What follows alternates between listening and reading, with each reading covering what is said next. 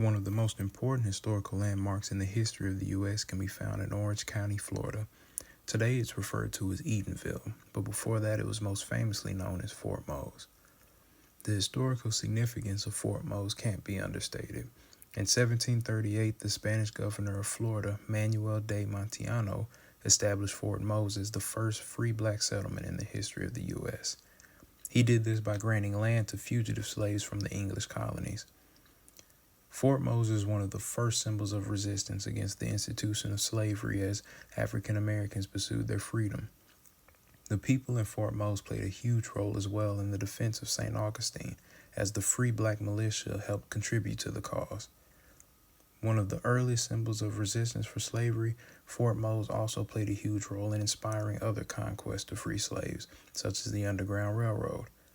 Today, Fort Mose is known as being a part of Florida's Black Heritage Trail.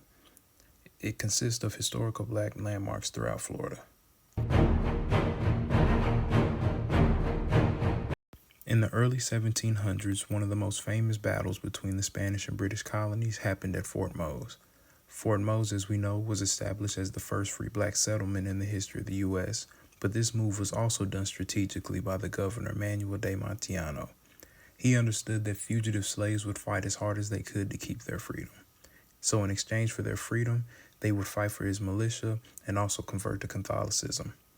In 1740, the British, led by General James Oglethorpe, attacked Fort Mose in the efforts to capture St. Augustine.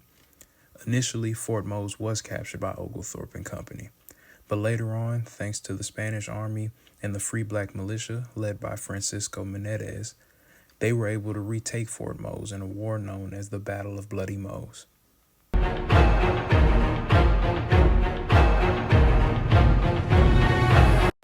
The Battle of Bloody Mose, although one of the most important historically, was also one of the most destructive. Fort Mose would eventually have to be rebuilt.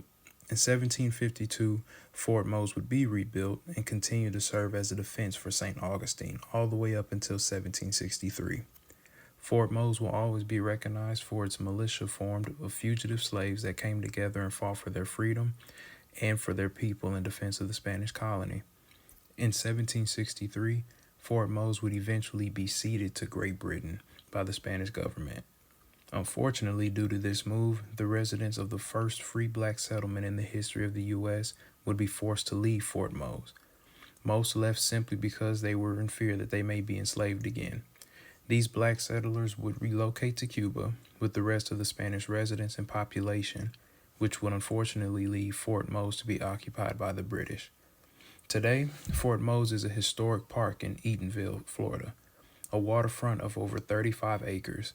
It even features a recreation of the original Fort Mose to commemorate those who fought for their freedom and represented a symbol of justice.